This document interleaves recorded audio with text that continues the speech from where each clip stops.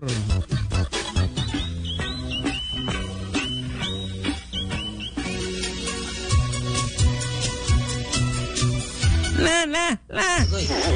Eh, daw siya magkaapo si makaglala. Malala tayo. May gani kay la.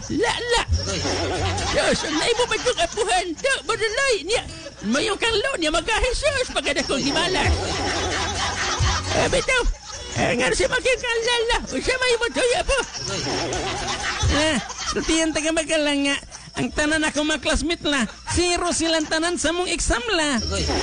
Oh, siya? Tanan ni mong classmate, 0 sa exam?